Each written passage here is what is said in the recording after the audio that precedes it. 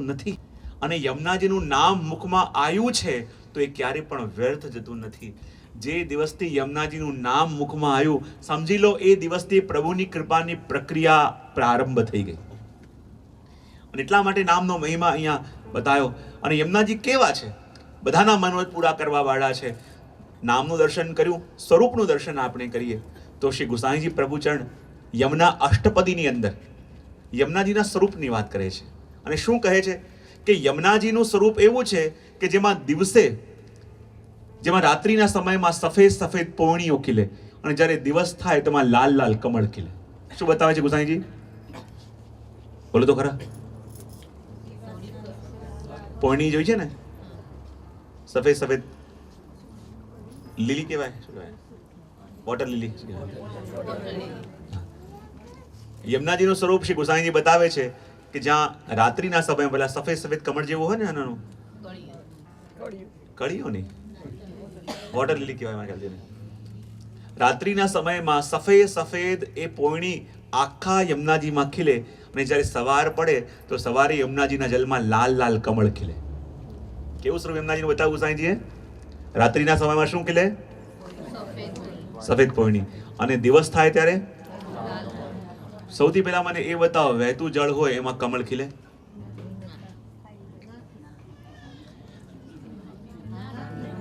ચર્ચા કરી, નક્કી કરીને કહેજો.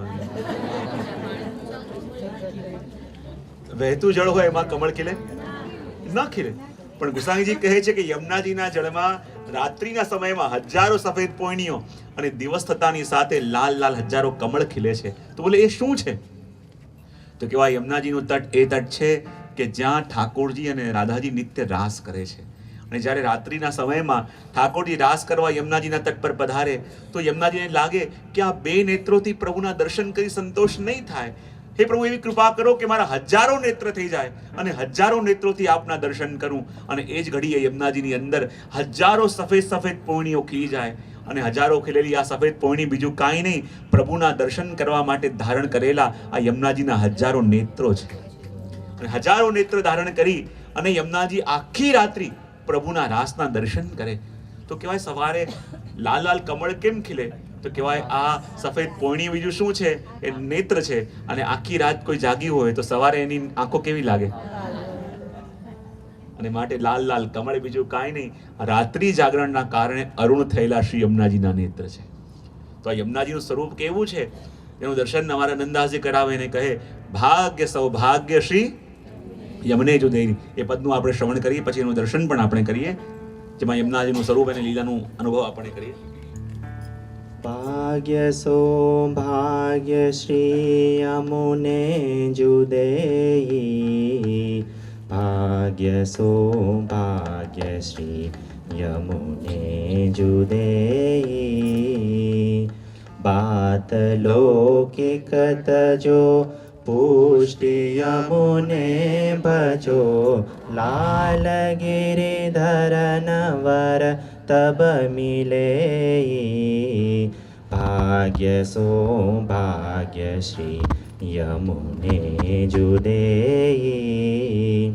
ભગવદીય સંગ કર બાત ઇનકી લહે. સદા સાનિધ્ય રહે કેલી મેયી. નંદદાસ જા પર કૃપા શ્રી વલ્લભ કરે. તાકે શ્રી યમુને સર્વસ્વ દેયી. ભાગ્ય સૌભાગ્ય શ્રી યમુને જુદેયી. ભાગ્ય સૌભાગ્ય શ્રી યમને જો દેઈ. નંદાજી કહે છે પુષ્ટિ માર્ગમાં ભાગ્ય આપનારા પણ યમુનાજી અને સૌભાગ્ય આપનારા પણ શ્રી યમુનાજી. કહેવાય ભાગ્ય કોને કહેવાય અને સૌભાગ્ય કોને કહેવાય? તો વર્ણન કરતા આપણા આચાર્યો કહે, ઠાકોરજી કૃપા કરે એ ભાગ્ય અને સ્વામિનીજી કૃપા કરે એ સૌભાગ્ય. કૃપા થાય એ ભાગ્ય, પણ કૃપાને આપણે જીરવી શકીએ એ સૌભાગ્ય. કોઈ અલૌકિક આજ્ઞા પ્રભુ કરે એ ભાગ્ય અને અલૌકિક આજ્ઞાનું પાલન કરી શકીએ એ સૌભાગ્ય. જ્યારે જીવ પ્રભુને કહે કે પ્રભુ હું આપનો છું ત્યારે જીવનું ભાગ્ય, પણ જ્યારે ભગવાન જીવને કહે કે તું મારો છે તો આ જીવનું સૌભાગ્ય. જ્યારે ઠાકોરજી ઘરે પધાર્યા એ ભાગ્ય, અને માંગી માંગીને લેવા લાગ્યા એ સૌભાગ્ય. સત્સંગમાં આવીને બેઠા એ ભાગ્ય, સત્સંગ આપણી અંદર બેઠું એ સૌભાગ્ય. અને ભાગ્ય અને સૌભાગ્ય બંને આપનારા શ્રી યમુનાજી છે. અને યમુનાજીનું સ્વરૂપ કેવું છે? તો મહાપ્રભુજી કહે ને એમના સ્ટેટમાં, સ્ફુરદ મંદ રેણુત્કટા. શું કહ્યું? સ્ફુરદ એટલે શું? સ્ફુરદ એટલે જલ. અને યમુનાજીનું સ્વરૂપ કેવું? જેમાં જલ ઓછું અને રજ વધારે. રેણુ ઉત્કટામ એટલે કે રજ વધારે.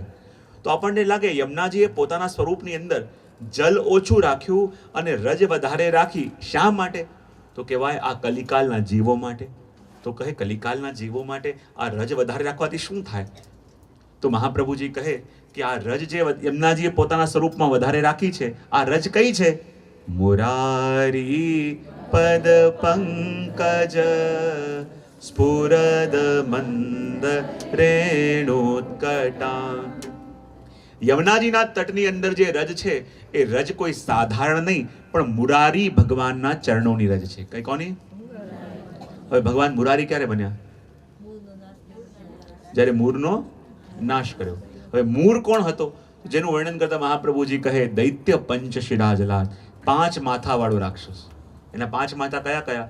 કામ, ક્રોધ, મોહ, લોભ અને મત્સર. આ 5 માથાવાળો દૈત્ય યમુનાજીમાં રહેતો. એનું કામ શું? જે 16,000 કન્યાઓ હતી એને પ્રભુને મળવા ન દે. આ મૂર નામના રાક્ષસ તું કામ શું? ભક્તને ભગવાનને મળવા ન દે. શું કામ એનું? શું કરે મૂર? હા, ભક્તને ભગવાનને મળવા ન દે. તો યમુનાજીમાંથી જ્યારે ભગવાને મૂરને કાઢ્યો તો મહાપ્રભુજી કે યમુનાજીમાંથી મૂળ દૂર થયો તો ખરા, પણ મર્યો નહીં. તો બોલે ક્યાં ગયો? એ બધા વૈષ્ણવના હૃદયમાં જઈને સંતાયો. આ 5 માથાવાળો દૈત્ય કયા કયા? કામ, ક્રોધ, મોહ, મદ, મત્સર. અને એનું કામ શું? ભક્તને ભગવાનને મળવા ન દે. જ્યાં ઠાકોરજીનું નામ લેવા જાય, જ્યાં પ્રભુની સેવા કરવા જાય, ક્યારેક ક્રોધ નામનું માથું ઊંચું કરે, ક્યારેક લોભ નામનું માથું ઊંચું કરે, ક્યારેક મત્સર નામનું માથું ઊંચું કરે અને પ્રભુને મળવા ન દે. તો કહેવાય જાણીને યમુનાજીએ પોતાના સ્વરૂપમાં જલ ઓછું રાખ્યું અને રજ વધારે રાખી. કારણ કે આ રજ વધારે છે, પણ રજ કઈ છે? મુરારી પદ પંકજ. આ મુરારી ભગવાનના ચરણોની રજ છે. તો જ્યારે જીવ યમુનાજીના તટ પર જાય તો એ મુરારી ભગવાનના ચરણોની રજનો સંબંધ એને થાય. જ્યારે ચરણોનો સંબંધ થાય તો સંબંધ માત્રથી આપણી અંદર રહેલા મૂળનો નાશ થાય અને આપણા પ્રભુ સાથે મિલન થાય. માટે શ્રી યમુનાજીએ પોતાના સ્વરૂપમાં આ રજ વધારે રાખ્યું. અને યમુનાજીના જ્યારે દર્શન આપણે કરીએ તો સ્વરૂપ કેવું લાગે? મુગટ કાચીના શૃંગાર ધર્યા છે. અને આ પ્રસંગ પણ છે ને કે જ્યારે એકવાર સ્વામીજી આવીને પ્રભુને કહ્યું, પ્રભુ હું તો કાયમ આપનાથી રૂઠી જાઉં છું અને આપ મને ચૂટકીઓમાં મનાઈ પણ લો છો, પણ આજે મારા મનમાં એક નવો મનોરથ જાગ્યો છે. બોલે શું? આજે આપ રૂઠો અને હું આપને મનાવું. પ્રભુ કે વિચાર કરી લેજો, હું રૂઠીશ તો પછી કોઈનાથી માનીશ નહીં. સ્વામીજી કહે અરે પ્રભુ રૂઠીને જુઓ તો ખરા, 2 મિનિટમાં ચૂટકીઓમાં મનાઈ લો આપને. આપને શું શું ગમે છે મને બધી ખબર છે. પ્રભુ કે હજી કહો છો વિચાર કરી લો. બોલે ના પ્રભુ આપ રૂઠો અને હું આપને મનાવું. અને જ્યાં પ્રભુને ઉકસાવ્યા અને પ્રભુ કે ઠીક છે તો હું માન લઈને બેસું છું. અને કદમના વૃક્ષ નીચે પ્રભુ પ્રગાઢ માન લઈને વિરાજમાન થયા. અને જ્યારે પ્રભુ માન કરે તો કેવી રીતે કરે? પોતાના બંને ચરણની વચ્ચે પોતાનું મુખ સંતાડી દે. અને સ્વામીજી જ્યારે માન કરે તો કઈ રીતે કરે? જ્યારે સ્વામીજી રૂઠે તો કેવી રીતે માન કરે? બોલે સ્વામીજી જ્યારે વૃક્ષ નીચે બિરાજે અને પ્રભુથી રૂઠ્યા હોય તો પોતાના શ્યામ શ્યામ કેશ લઈ અને પોતાનું મુખરૂપી ચંદ્રમાને ઢાંકી દે. શું કરે? શ્યામ કેશ લઈ પોતાના મુખરૂપી ચંદ્રમાને ઢાંકે. અને જ્યારે સ્વામીજીનું મુખ કેશથી ઢંકાય એટલે પ્રભુને એમ લાગે આજે ચંદ્રગ્રહણ થઈ ગયું. એટલે આપણે ત્યાં જ્યારે ગ્રહણ હોય ને ત્યારે માનના પદ ગવાય, માન છોડાવવાના. કારણ કે ચંદ્રગ્રહણ છે તો માનજો આજે સ્વામીજીએ માન કર્યું છે. અને જ્યારે સૂર્યગ્રહણ થાય એટલો મતલબ શું? ઠાકોરજી જ્યારે પોતાનું મસ્તક ચરણમાં સંતાઈ દે તેમનું જે મુગુટ છે કે જે સૂર્યની જેમ પ્રકાશિત થાય છે એ ઢંકાઈ જાય. એ ઢંકાય એટલે સ્વામીજીને લાગે આજે સૂર્યગ્રહણ થયું. તો આજે ઠાકોરજીએ માન કર્યું છે અને પ્રભુ માન લઈને બિરાજ્યા. સ્વામીજી કહે કે હમણાં ચૂટકીઓમાં પ્રભુને મનાવી લઈશ, પણ મનાવીને થાક્યા, પ્રભુ માનતા જ નથી. અને હવે સ્વામીજીને હૃદયના ધબકારા વધવા લાગ્યા. અરે આમે શું કરી બેઠી? મેં પ્રભુને રૂઠવાનું કહ્યું અને જો પ્રભુ મારાથી માન્યા નહીં તો હું કેમ કરીને જીવીશ? બિચારા પ્રભુને વેણુનાદ બહુ સુંદર લાગે. પ્રભુએ સ્વામીજી વેણુ લીધી અને સુંદર વેણુનાદ કરીને બતાવ્યો. પ્રભુ ન માન્યા. કહે પ્રભુને મારું નૃત્ય બહુ ગમે, અને એવું સુંદર નૃત્ય કરીને સ્વામીજીએ બતાવ્યું. પ્રભુ ન માન્યા. પ્રભુને કહે સખીના ઉપાય કર્યા. જો પ્રભુ નહીં માન્યા તો હું કેમ કરીને રહીશ? સખીઓ પણ મનાવીને થાકી, પણ પ્રભુ કોઈનાથી માન્યા નહીં. અને ત્યારે બધી સખીઓ મળી ગઈ શ્રી યમુનાજી પાસે, અને યમુનાજીને જઈને વિનંતી કરી કે હે યમુનાજી, આપ કૃપા કરો. આજે જો ઠાકોરજી માન લઈને બિરાજ્યા છે, અને જેટલો તાપ સ્વામીજીને પ્રભુને મળવાનો છે એટલો જ તાપ પ્રભુને પણ સ્વામીજીને મળવાનો છે. પણ આ માન લીલા થઈ રહી છે તો બંને યુગલ સ્વરૂપ ખૂબ શ્રમિત છે. આપ કઈ લીલા કરો કે બંનેનો માન દૂર થાય, બંનેનું મિલન થાય. અને જ્યાં ઠાકોરજીના લેશ માત્ર પણ શ્રમની વાત આવે, શ્રી યમુનાજી વ્યાકુલ થઈ જાય કે મારા યુગલ સ્વરૂપને શ્રમ પડ્યો છે, અને શું કરું કે બંનેનો માન દૂર થાય. અને એ વિચાર કરી જ્યાં યમુનાજી જોયું કે આજે ઠાકોરજી કેવા વસ્ત્ર શૃંગાર ધર્યા છે. બોલે મુગટ કાશીનો શૃંગાર ધર્યો છે. તો જેવા વસ્ત્ર શૃંગાર ઠાકોરજી ધર્યા હતા, યમુનાજીએ બરાબર એવા મુગટ અને કાશીના શૃંગાર ધારણ કર્યા. યમુનાજી કહે મારા પ્રભુને કમળની માળા બહુ ગમે છે, તો મારા હાથે કમળની માળા સિદ્ધ કરીને લઈ જાઉં, અને જ્યાં ચૂપચાપ પ્રભુના કંઠમાં નાખીશ તો આ કમળની માળાથી પ્રભુનો માન દૂર થઈ જશે. અને હાથમાં કમળની માળા લઈ શ્રી યમુનાજી પોતાના પ્રભુને મનાવવા માટે ચાલ્યા. ઠાકોરજી પાછા વળીને જોયું કે આ મારા જેવું શ્યામ સ્વરૂપ, મારા જેવા વસ્ત્ર શૃંગાર ધારણ કરી આ કોણ આવી રહ્યું છે? ભલે કોઈ પણ હો, હું કોઈનાથી માનવાનું નથી. પાછા પ્રભુ ફરીને બેસી ગયા. અને જ્યાં યમુનાજી ચૂપચાપ આગળ આવ્યા અને કહ્યા કે કમળની માળા પ્રભુના કંઠમાં નાખી દઉં, અને જ્યાં કમળની માળા કંઠમાં નાખવા માટે યમુનાજી પોતાનો શ્રીહસ્ત ઊંચો કર્યો, ત્યાં જ પ્રભુએ પાછા વળીને જોયું, અને જ્યાં પોતાના જેવા વસ્ત્ર શૃંગારમાં યમુનાજીને જોયા, ઠાકોરજીને જોરથી હસવું આવી ગયું. અને જ્યાં પ્રભુને હસવું આવી ગયું, પ્રભુનું માન દૂર થયું, અને ઠાકોરજી સ્વામીજી મિલન થયું. અને કમળની માળા જે લઈને યમુનાજી આવ્યા હતા એ હાથમાં ને હાથમાં રહી ગઈ. અને ત્યારે સ્વામીજીએ અને પ્રભુએ બંને યમુનાજીને વિનંતી કરી કે હે યમુનાજી, આજે આપના આ શૃંગારના સ્વરૂપે અમારા બંનેનો માન દૂર કર્યું, તો અમે આપને વિનંતી કરીએ છીએ કે યમુનાજી, આપ અમારા નિકુંજમાં જ્યારે પણ પધારો તો આજ મુગટ કાચરીના વસ્ત્ર શૃંગાર ધારણ કરીને પધારજો. અને શ્રી યમુનાજીનું સ્વરૂપનું વર્ણન બીજું પણ મળે છે આ પ્રસંગમાં. બીજો પ્રસંગ શું મળે કે જ્યારે ઠાકોરજી માન લઈને બિરાજમાન થયા. હવે જો સ્વામીજી છે ને બહુ ચતુર છે. કેવા છે? અને બહુ ચતુર છે તો જાણે છે કે કોઈને પણ મનાવવાના નીતિશાસ્ત્રમાં 4 ઉપાય બતાવ્યા છે. કેટલા? શામ, દામ, દંડ અને ભેદ તો ખબર જ હોય ને, ડિવાઇડ એન્ડ રૂલ.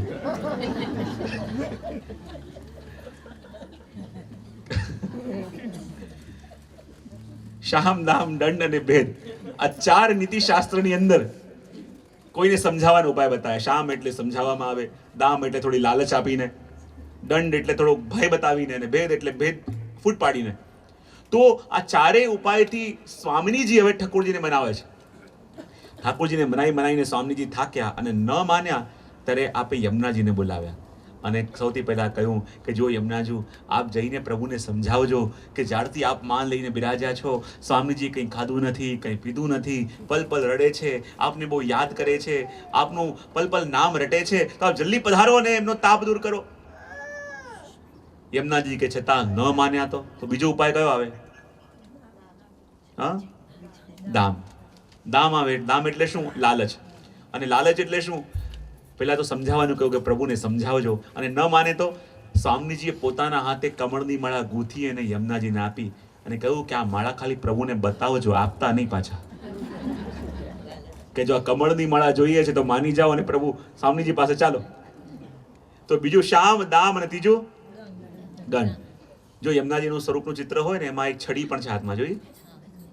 એ છડી પણ યમુનાજીને સ્વામીજી આપી. એનો શું ઉપયોગ કરવાનું કીધું એ હું નહીં કહું. શામ, દામ, દંડ, અને ચોથું આવે ભેદ. અને ભેદમાં શું બતાવ્યું કે જેવા વસ્ત્ર અને શૃંગાર એ દિવસે ઠાકોરજી ધર્યા હતા, એવા ને એવા મુગટ કાચરીના વસ્ત્ર અને શૃંગાર સ્વામીજીએ પોતે યમુનાજીને ધર્યા અને કહ્યું કે પ્રભુને મનાવજો, અને ન માને તો કહેજો ત્યાં જ બેઠા રહો, મને બીજા શ્યામ સુંદર મળી ગયા છે. આ 4 ઉપાયથી સ્વામીજી પ્રભુને મનાવવાનો પ્રયત્ન કરે છે.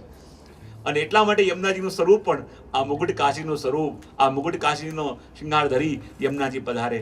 અને આપનું સ્વરૂપ એવું છે, એવી કૃપા આપની એવી છે. એટલે મેં પહેલા કહ્યું ને, આપણે ત્યાં મહત્વ છે કે ગંગા સ્નાન અને યમુના પાન. બોલે શા માટે? બોલે ગંગાજીમાં જઈએ તો સ્નાન કરીએ, પણ યમુનાજીમાં મહત્વ છે એનું પાનનું. બોલે શા માટે? તો કહેવાય કે યમુનાજી એ સાક્ષાત ભગવત સ્વરૂપા છે. અને ભગવત સ્વરૂપા છે માટે કેટલા ભગવદીઓ યમુનાજીના તટ પર રહેતા તો પોતાના પગનો સ્પર્શ પણ ત્યાં નતા કરાવતા. હા, મહત્તા એક દિવસે છે, ભાઈ બીજે બધા સ્નાન કરતા હોય, પણ ભાઈ બીજે સ્નાન કરવાનું ફલ શું?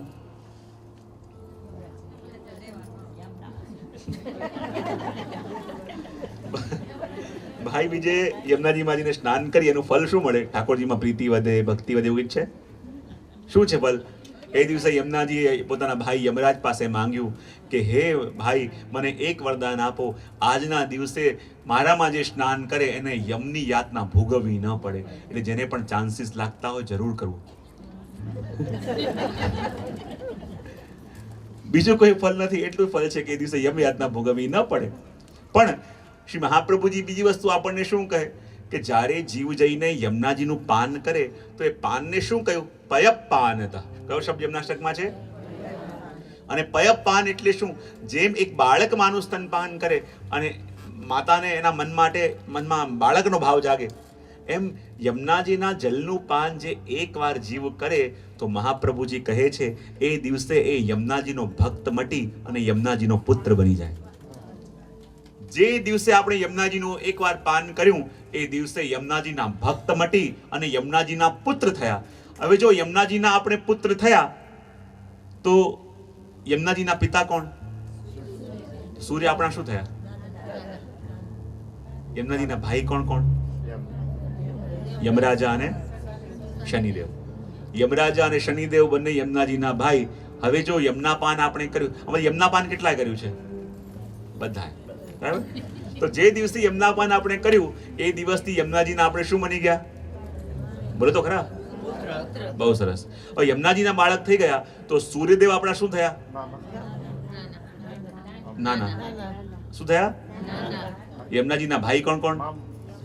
યમરાજા અને શનિદેવ. તો યમરાજા અને શનિદેવ આપણા શું થયા? આખી દુનિયા જેનાથી ડરતી હોય તમારા નાના અને મામા થતા હોય.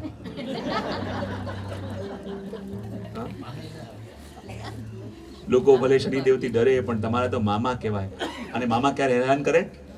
બાળકો તો વેકેશનમાં મામાને ત્યાં રહેવા જાય. નિયમ છે અને કહેવાય છે કે મા મારે પણ મામા ક્યારે ના મારે. તો જ્યારે યમુનાજીને માન્યા અને યમુનાજીના બાળક થયા પછી એને કોઈના પણ ડરવાની કે કોઈની પણ જરૂર નથી. આખી દુનિયા જેનાથી ડરે એ તમારા નાના મામા થાય. જેના માથે શ્રી યમુનાજીનો અનુગ્રહ હોય પછી એને કોઈ ઉપદ્રવ નડી જ ન શકે. એટલા માટે તો કહ્યું કે શ્રી યમુનાજી મસ્તક પર બિરાજતા હોય એટલે કંઈ ભય રહે નહીં. એટલે યમુનાજીના નામની વાત કરી, યમુનાજીના સ્વરૂપનું દર્શન કરાયું. અને ત્રીજી વસ્તુ યમુનાજીની લીલા.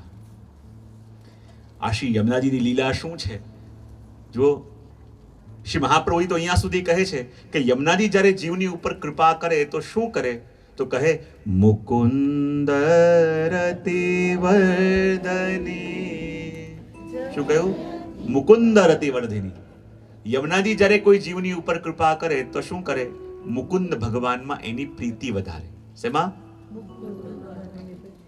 આપણને લાગે કૃષ્ણ રતિ વર્ધની ન કહ્યું, ગોવિંદ રતિ વર્ધની ન કહ્યું, મુકુંદ રતિ વર્ધની કેમ કહ્યું? બોલે મુકુંદ ભગવાન કોણ? કે મુકુમ મોક્ષમ દદાતિ ઇતિ મુકુંદ.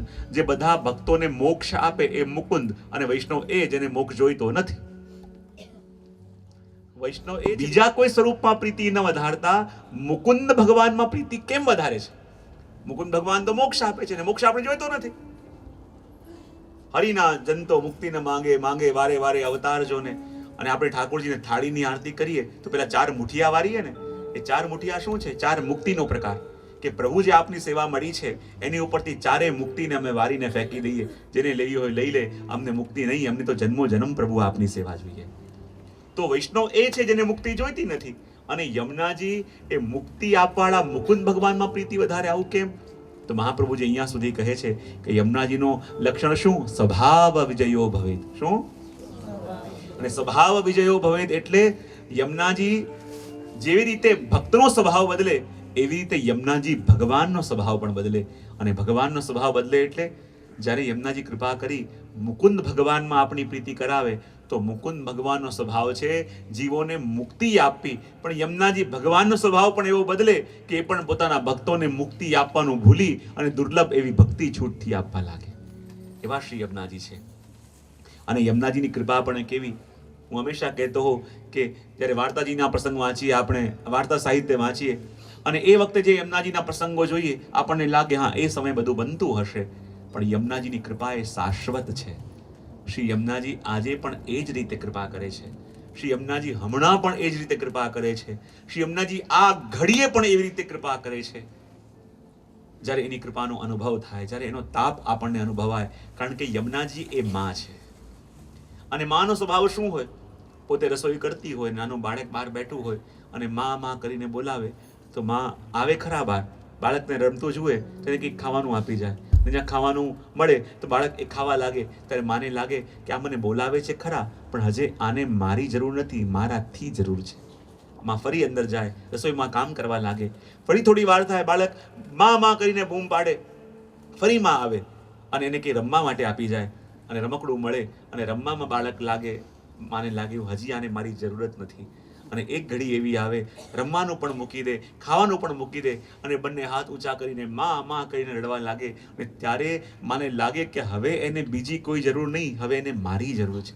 અને જ્યારે માને એમ લાગે કે મારી જરૂર છે તો 1000 કામ છોડીને પણ ભાગતી આવે અને પોતાના બાળકને ઉચકી પોતાના હૃદયથી લગાવી લે. તો એમ યમુનાજી પણ આપણા માં છે. જ્યારે આપણે પણ યમુનાજીને પોકારીએ તો યમુનાજી જુએ છે કે આને મારાથી કંઈ જરૂર છે કે મારી જરૂર છે. અને જ્યારે યમુનાજીને લાગે કે આને મારી જરૂર છે, એ જ ઘડી યમુનાજી પ્રગટ થાય. ઘણી અમારા પ્રવચનમાં પ્રસંગ કહેતો પણ હોઉં છું, થોડા વર્ષો પહેલાનો જ આ પ્રસંગ છે.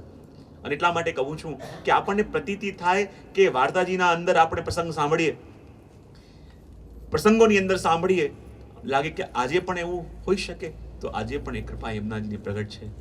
એ શહેરની અંદર, લગભગ મુંબઈની અંદર એક ફેમિલી અને નાની દીકરી હતી એમની 3 વર્ષની. આખો દિવસ એના પપ્પાને યમુનાજીમાં બહુ પ્રીતિ, તો એને યમનાષ્ટક કરાયા કરે. અને યમનાષ્ટક કરતાં કે યમનાષ્ટક કરીને સ્કૂલે જવાનું. અને આ યમનાષ્ટકનો નિયમ એને લીધો અને યમુનાજીનું નામ લેતા એના મનમાં ભાવ જાગ્યો કે જે યમુનાજીનું આટલું નામ લઉં છું એ યમુનાજી કેવા હશે, મારે પણ એકવાર વ્રજમાં જવું છે. અને વ્રજમાં જઈને શ્રી યમુનાજીના દર્શન કરવા છે, યમુનાજીના પાન કરવા છે. જ્યારે વેકેશન આવ્યું, એના પપ્પા કહે ચલો આ વખતે આપણે ત્યાં ઊટી જઈશું કે ત્યાં જઈશું. ત્યારે દીકરી આવીને કહું, પપ્પા મારી એવી ઈચ્છા છે આ વખતે આપણે વ્રજમાં ના જઈએ. બોલે કેમ, તારે વ્રજમાં જવું છે? બોલે હા, મારે શ્રી યમુનાજીના દર્શન કરવા છે, મારે યમુનાજીના પાન કરવા છે. એના પપ્પા પણ ભગવદી હતા. એ કહે કે શ્રી યમુનાજીના દર્શનનો તાપ તારા મનમાં જાગ્યો છે તો આપણે બીજે ક્યાંય નહીં જઈએ, આપણે વ્રજમાં જ જઈશું. અને જ્યારે વ્રજમાં એ લોકો આવ્યા, એક જ દિવસ માટે આવ્યા હતા અને જેમ દર્શન કર્યા અને સાંજે વિશ્રામ ઘાટે આરતીના દર્શન કરવા માટે આ ગયા. અને ત્યારે એને લાગ્યું કે હું શ્રી યમુનાજીની પાસે આવી છું, આટલા સમય પછી આવી છું અને મને એમ લાગે છે કે યમુનાજી મારાથી કંઈક ચાહે છે. મને લાગે છે કે યમુનાજી મારાથી કંઈક ચાહી રહ્યા છે, પણ ખબર ન પડી કે શું ચાહી રહ્યા છે. ત્યાં જ આરતીના દર્શન ચાલતા હતા અને પિતા કે બેટા આપણે મોડું થાય ચાલ. અને જ્યાં એને લઈને ગયા અને લાગ્યું કે પપ્પા મારાથી યમુનાજી કંઈક ચાહતા હોય, કે તું મને કહી રહ્યા છે કે આટલા સમય પછી તું મારી પાસે પહેલી વાર આવી છું, મારા માટે કંઈ લઈને નથી આવી. પપ્પા મને કંઈક આપો ને, મારે ત્યાંજીને ભેટ ધરવી છે. પપ્પા કે શું ભેટ ધરવી? બોલે કંઈ પણ હો મને આપો. અને પપ્પાએ ખિસ્સામાં હાથ નાખ્યા, 2 રૂપિયાના સિક્કા નીકળ્યા, લે યમુનાજીમાં પધરાઈ આવો. અને પેલી દીકરી જ્યાં 2 રૂપિયા હાથમાં લઈને અને ભાગતી યમુનાજીમાં પધરાવા જાય, ત્યાં જ આરતીના દર્શન પૂરા થયા અને એટલી બધી ભીડ આવી કે ગયેલી દીકરીને પિતાએ હાથ પકડીને પાછી લઈ લીધી. તું આ ભીડમાં કચડાઈ જઈશ, આપણી હમણાં ટ્રેનનો ટાઈમ થઈ ગયો છે. બોલે પિતાજી મારે યમુનાજી મારાથી કંઈક માંગતા હતા, આ 2 રૂપિયા જઈને હું ભેટ ધરી આવું ત્યાં. બોલે ના, જો આટલી ભીડ છે તું ચકડાઈ જઈશ, ચાલ મારી સાથે. પેલી યમુનાજીને જોતી રહી કે મારી યમુનાજી મારાથી કંઈક માંગ્યું છે, મારે આપવા જવું છે. પણ પિતા એને ખેંચીને લઈ ગયા. આ વાતને વર્ષો વીતી ગયા. વર્ષો વીત્યા, એ દીકરી મોટી થઈ ગઈ, એના લગ્ન પણ ક્યાંક યુરોપના દેશમાં નક્કી થયા, એના લગ્ન થઈ પણ ગયા. અને પિતાએ પૂછ્યું, જો બેટા તારા લગ્ન થઈ ગયા છે, તારા પતિ લગ્ન કરીને હવે યુરોપમાં ગયા, હવે તારે પણ થોડા સમયમાં ત્યાં જવાનું છે, બતા બેટા તારી ઈચ્છા હવે શું છે? ત્યારે કે પિતાજી એક જ ઈચ્છા છે, મહારાણી માના ફરી એકવાર દર્શન કરવા જવું છે. બસ મનમાં એક જ તાપ છે કે મારે યમુનાજીને ફરી એકવાર દર્શન કરવા છે. એ દેશમાં જઈને પછી હું ક્યારે આવી શકીશ, ક્યારે આવીશ, ક્યારે યમુનાજીના દર્શન કરીશ? પિતા કે બેટા ચિંતા ન કર, તારી ટિકિટ હું દિલ્હીથી એવી રીતે કરાવીશ કે મથુરા આપણે સવારે જઈશું, બસ દર્શન કરીને અને સાંજે પાછા આવી જઈશું અને અહીંયાથી તારી ફ્લાઇટ ત્યાં યુરોપ માટે કરાવીશું. દીકરીને લાગ્યું ચલો છેલ્લે છેલ્લે યમુનાજીના દર્શન તો થઈ જાય. અને પાછા આવ્યા. અને પાછે જ્યારે એ જ સમયે એ જ રસ્તા પરથી થતા થતા વિશ્રામ ઘાટે દર્શન કરવા આવ્યા, યમુનાજીના આરતીના દર્શન કર્યા, અને એને લાગ્યું કે જાણે હું કંઈક ભૂલી રહી છું. વર્ષો વીતી ગયા હતા, નાનપણમાં આવી હતી, એ લાગવા લાગ્યું કંઈ હું ભૂલી ગઈ હશું, મને કંઈ યાદ નથી આવતું. અને દર્શન કરીને જ્યાં પેલી કન્યા ચાલતી ચાલતી મથુરાના બજારમાંથી આવે, ત્યાં નાનકડી એક 5 વર્ષની છોકરી ચાલતી ચાલતી એની પાસે આવી અને કહે, મને પેલા 2 રૂપિયા તો આપ, મને પેલા 2 રૂપિયા તો આપ. પેલી કહે, આ તો સારા ઘરની છોકરી દેખાય છે, આટલા મોટા ઘરની છોકરી બતાવે છે, લાગે છે, તો પછી મારાથી આ 2 રૂપિયા કેમ માંગે છે? બેટા શું છે, બેટા શું છે, મારી પાસે હમણાં કંઈ છે નહીં, ના મારા 2 રૂપિયા મને આપ. એમ આવતા આવતા ધર્મશાળા સુધી પેલી કન્યા આવી, પણ એ સમજી ન શકી. પિતા કે, બેટા ચલો આપણે દિલ્હી પહોંચવાનું છે, બહુ ટ્રાફિક હશે અને ત્યાં ફ્લાઇટ પકડવાની છે. અને જ્યાં એ આ પિતા અને આ પુત્રી બંને ગાડીમાં બેસી અને દિલ્હી જવા નીકળ્યા, અને પેલી કન્યાને શ્રી યમુનાજીનું સ્મરણ થયું અને નાનપણનો એ પ્રસંગ યાદ આવ્યો કે જ્યારે મારા હાથમાં 2 રૂપિયા લઈને હું યમુનાજીમાં પધરાવા જતી હતી, અને એ જ વખતે હું પધરાવી ન શકી અને મારા પિતા મને ખેંચીને લઈ ગયા. અને આજે જ્યારે યમુનાજીના દર્શન કરીને હું આવતી હતી, અને પેલી કન્યા જે મારી પાછળ પાછળ ચાલતી હતી અને કહેતી હતી કે મારા પેલા 2 રૂપિયા ક્યાં છે, મારા 2 રૂપિયા ક્યાં છે, અને હું ઓળખી ન શકી શું એ યમુનાજી હતા. અને જો એ યમુનાજી હતા તો મારું કેટલું દુર્ભાગ્ય કે યમુનાજી મારી પાસે માંગવા માટે આવ્યા અને હું આપી પણ ન શકી, હું યમુનાજીને ઓળખી ન શકી. અને હવે તો એટલો તાપ થયો કે પપ્પા મને આ ગાડી પાછી લો, મારે હમણાં ને હમણાં પાછા જવું છે, હમણાં ને હમણાં યમુનાજીના દર્શન કરવા છે. જે યમુનાજી મારી પાસે કંઈક માંગતા હતા, મારે એ ઋણ બાકી રહી ગયું છે, મારે ઋણ ચૂકતે કરવું છે. પિતા કે, બેટા હવે તું બહુ ઇમોશનલ ના થા, આપણે પહોંચવાનું છે, ફ્લાઇટ મિસ થઈ જશે, નહીં થાય. એટલે કે ના પિતાજી મને પાછા લઈ જાઓ, મને ત્યાં જઈને પણ હવે ચેન નહીં પડે કે સ્વયં યમુનાજી મારી પાસે મને આવતા હતા, યમુનાજી મારાથી માંગતા હતા અને હું લઈ ન શકી. કે ના બેટા હવે થઈ નહીં શકે. અને એણે કંઈ ખાધું નહીં, પીધું નહીં, આખા ફ્લાઇટની અંદર પણ રડતા રડતા કે યમુનાજી, હું કેવી દુર્ભાગ્ય કે આપ સ્વયં કૃપા કરીને મારી પાસે આવ્યા અને હું આપણે જાણી પણ ન શકી. આખી ફ્લાઇટમાં ન કંઈ ખાધું ન કંઈ પીધું, રડતા રડતા રડતા રડતા જ રહી કે યમુનાજી હવે આપના દર્શન મને ક્યારે થશે, એ મહારાણીમાં હવે કૃપા ક્યારે થશે, અને જે મારા મનની અંદર આપને આપવાનો મનોરથ થયો છે, મનોરથ ક્યારે પૂરો થશે.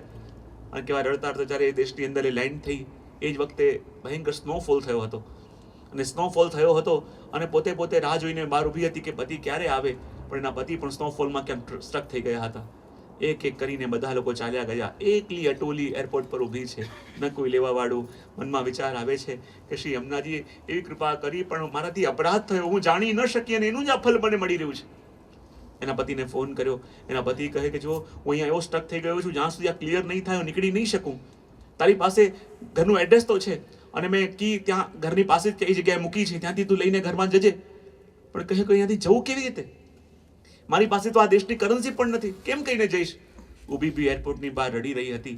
ત્યાં સામેથી કોઈ કાર આવીને ઊભી અને ડ્રાઈવ કરતી હતી, કોઈ ઇન્ડિયન લેડી હતી. એ આવીને કહે, તમે એકલા અહીંયા કેમ રડો છો? બોલે, આ રીતે હું ઇન્ડિયાથી આવી છું